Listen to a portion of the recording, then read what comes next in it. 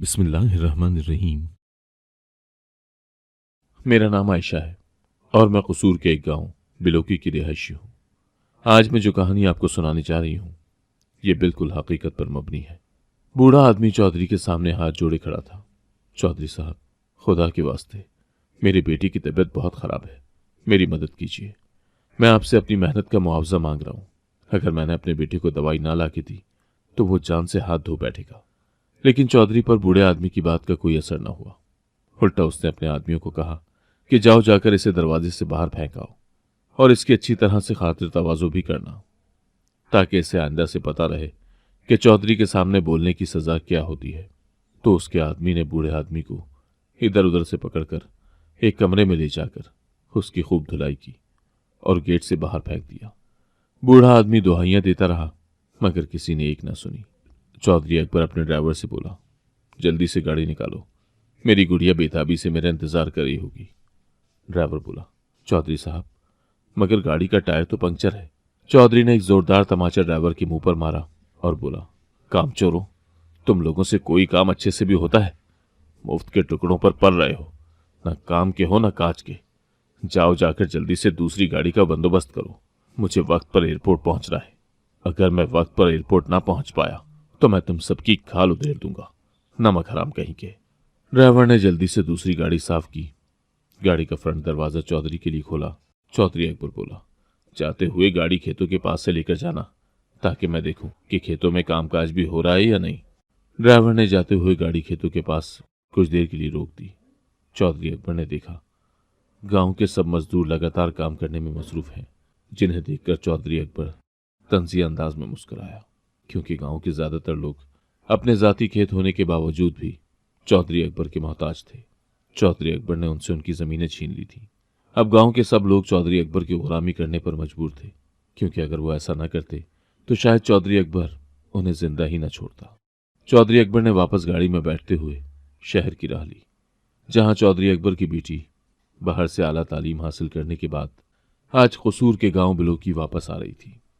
चौधरी अकबर की एक ही बेटी थी जिसे उसने बहुत नाजों से पाला था।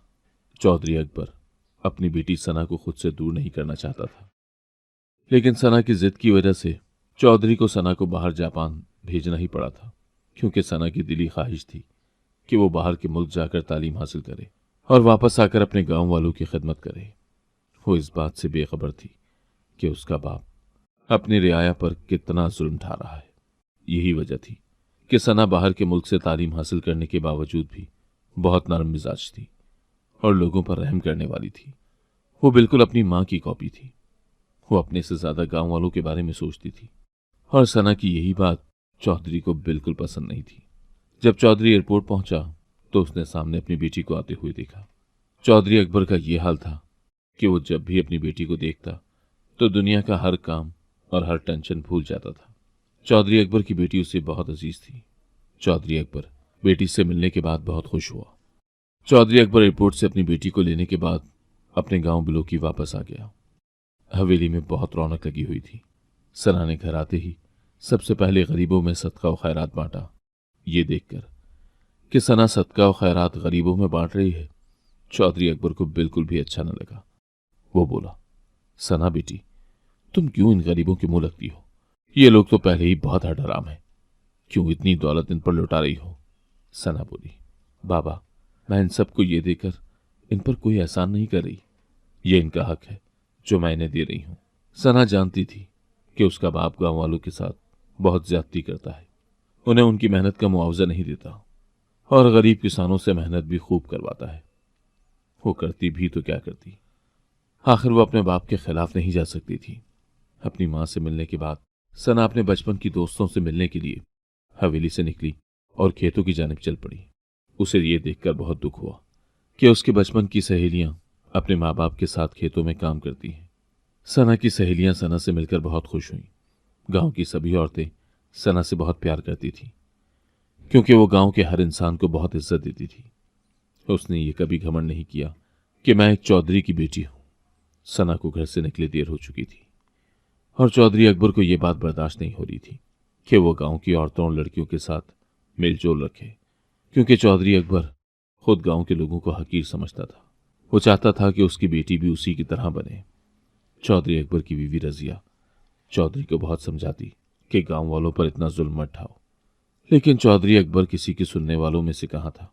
उल्टा वो अपनी बीवी को डांट देता कि तुम अपनी नसीहतें अपने पास रखो, मैं बेहतर जानता हूं कि मुझे क्या करना चाहिए और क्या नहीं करना चाहिए। काफी देर के बाद जब सना हवेली लौटी तो चौधरी अकबर काफी ज्यादा गुस्से में था। सना को देखते ही चौधरी अकबर का गुस्सा एकदम गायब हो गया। चौधरी अकबर सना से बोला, सना, मैंने तुम्हें कितनी दफा समझाया है कि गांव वालों को मुंह मत लगाया करो, लेकिन तुम मेरी बात ना सुनती हो ना समझती हो। सना बोली, बाबा, मैं अपनी सहेलियों से मिलने गई थी और फिर गांव के सभी लोग बहुत अच्छे हैं, वो मुझे अपनी बेटियों की तरह ही प्यार करते हैं। चौधरी अकबर बोला, अच्छा, जल्दी से हाथ मुंह धोआओ, तुम्हारी माँ ने खाना तैयार कर दिया है, मिलकर खाना खाते हैं। काफी दिनों के बाद आज मैं अपनी बेटी के साथ खाना खाऊंगा। सना हाँ में सर हिलाती हुई चली गई। एक दिन सुबह सवेरे हवेली में एक औरत आई और चौधरी अकबर से बोली, माफ करना चौधरी साहब, मैं सुबह सवेरे आपकी चौखट पर आ गई हूं, लेकिन मैं क्या करूं, मैं अपने हालात के हाथों मजबूर हूं।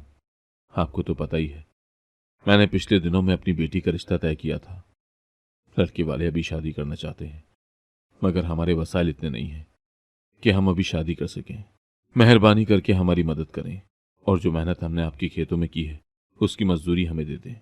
ये सुनते ही चौधरी अकबर तैश में आ गया और बोला, क्या ये काफी नहीं है कि तुम लोगों को 2 वक्त की रोटी मिल जाती है? अब क्या तुम लोगों की बेटियों की शादी का ठेका भी मैंने ले रखा है? और जो मेहनत तुम मेरे खेतों में करते हो उस मेहनत के बदले मैं तुम्हें अनाज भी देता हूं।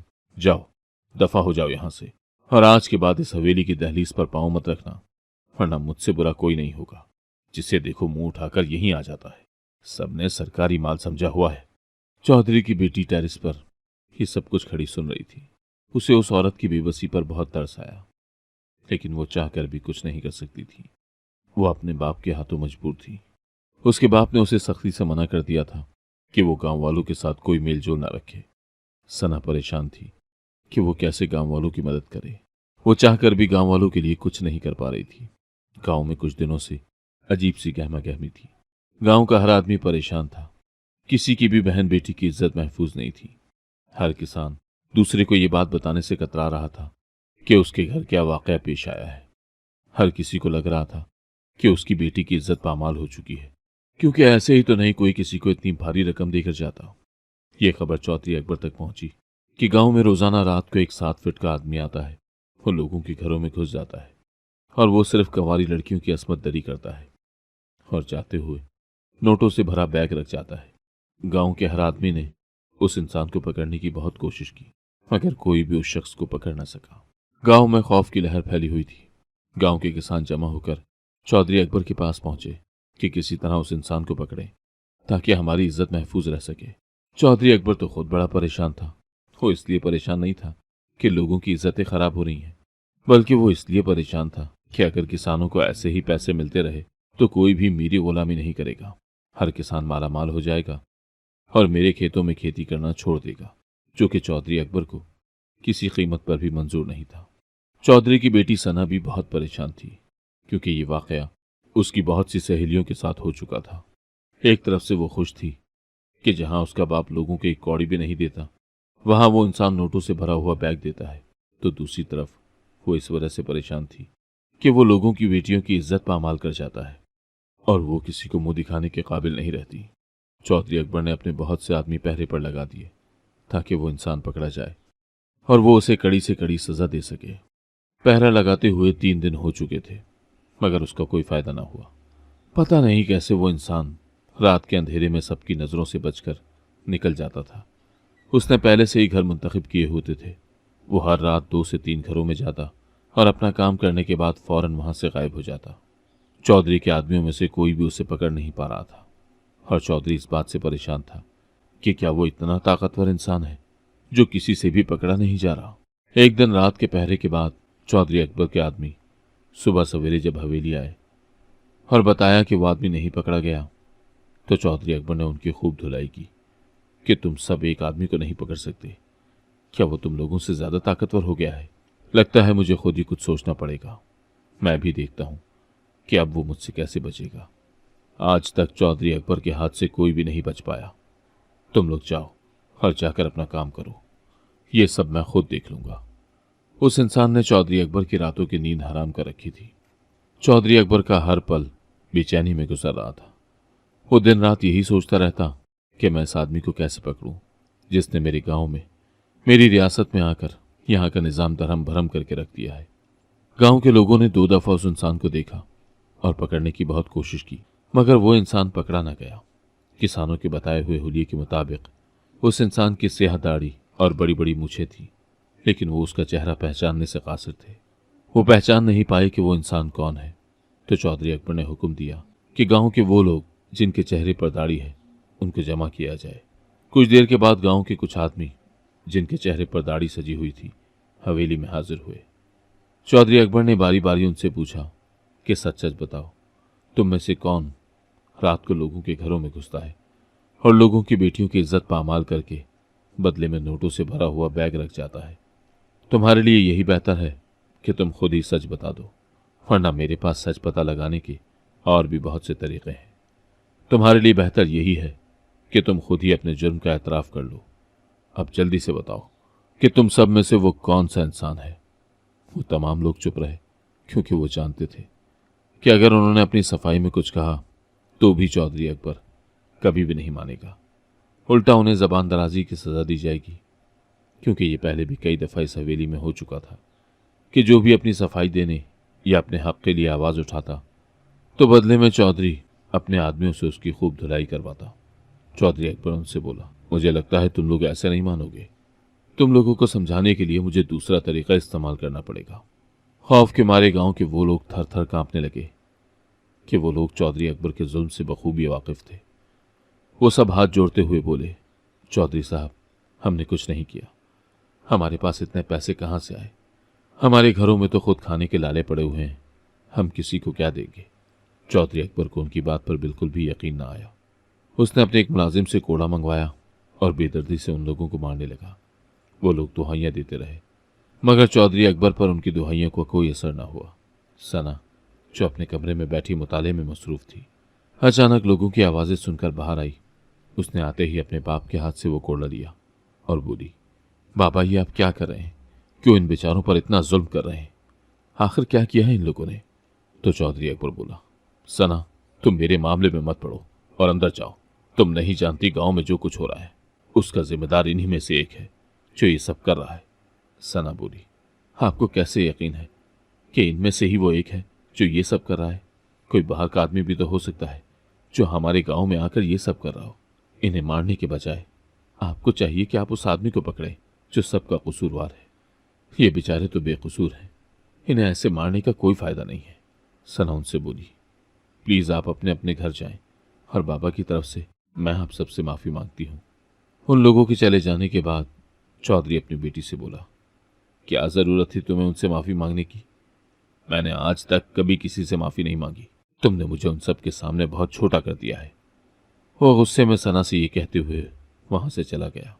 सना अपने जाते हुए बाप को देखकर सोच रही थी कि क्या कभी अल्लाह ताला मेरे बाबा को भी हिदायत से नवाजेगा, या फिर ये ऐसे ही अपने लोगों पर जुल्म करते रहेंगे।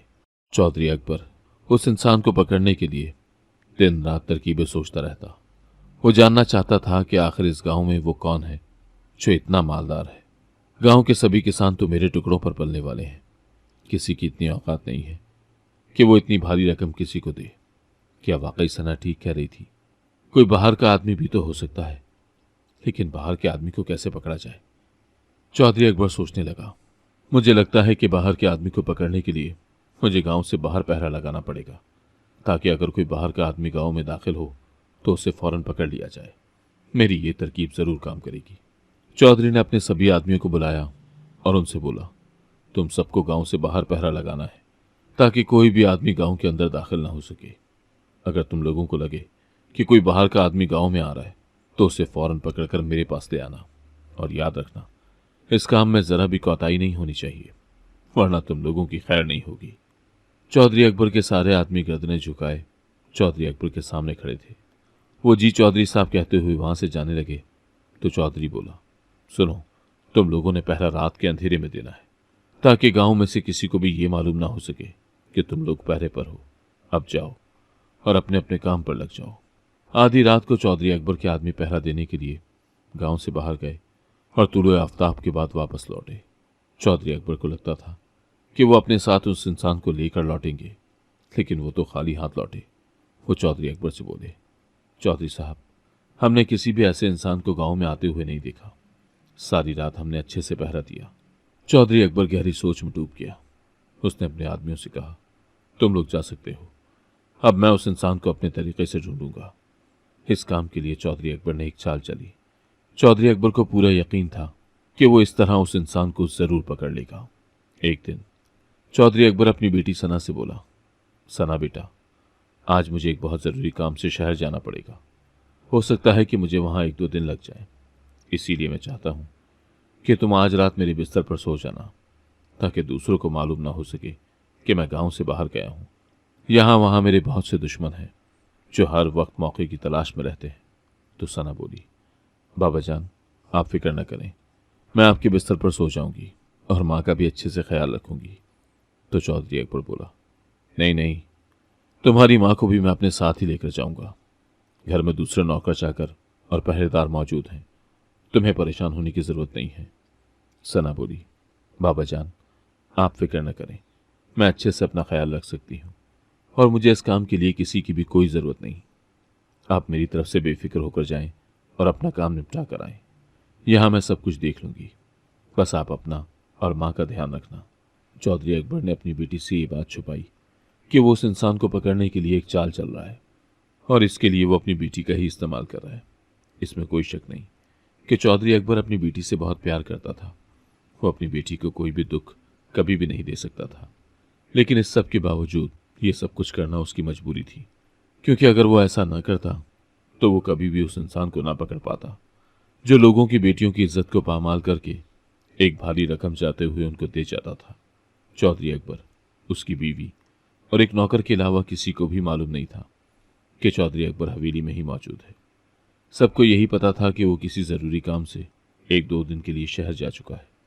चौधरी अकबर ने खुद को और अपनी बीवी को हवेली के एक तहखाने में छुपा लिया ताकि कोई उन्हें देख ना सके।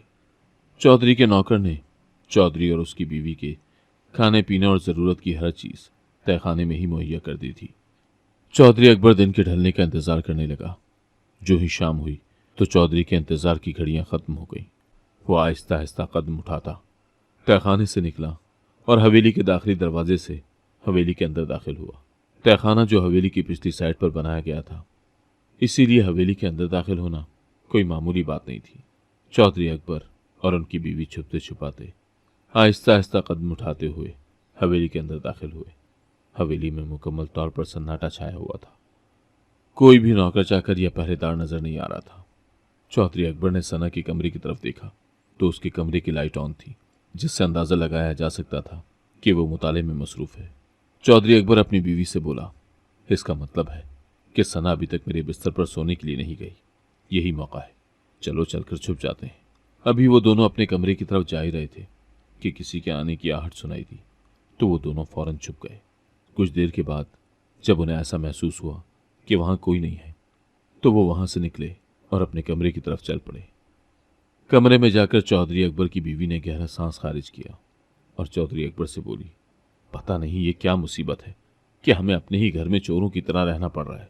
तो चौधरी बोला, सब्र करो, हम भी देखें कि वो कितना रहमदिल इंसान है जो लोगों की इज्जतें पामाल करने के बाद उन्हें मालामाल कर जाता है। मेरे अलावा इस गांव में किसी के पास इतना मालो दौलत नहीं है जो इन किसानों पर लुटा रहा है। बाहर से किसी के बोलने की आवाज़ आई तो चौधरी अकबर और उसकी बीवी फौरन से खिड़की के पर्दों के पीछे छुप गए। कुछ देर के बाद सना कमरे में दाखिल हुई। उसके हाथ में एक बैगनुमा शॉपर था जिसमें शायद उसके कपड़े वगैरह होंगे। उसने वो शॉपर साइड टेबल पर रखा और सोने के लिए लेट गई। चौधरी अकबर और उसकी बीवी ने थोड़ा सा पर्दा सरका कर देखा तो सना सुकून की नींद सो रही थी। चौधरी अकबर की बीवी बोली, चौधरी साहब, इस शॉपर में क्या हो सकता है जो सना ने लाकर रखा है? चौधरी गुस्से से बोला, चुप रहो, ये ना हो कि हमारी मौजूदगी का किसी को पता चल जाए और मेरे सारे किए किराए पर पानी फिर जाए। रात का काफी हिस्सा गुजर चुका था मगर वो इंसान ना आया। जिसका चौधरी अकबर और उसकी बीवी बेताबी से इंतजार कर रहे थे।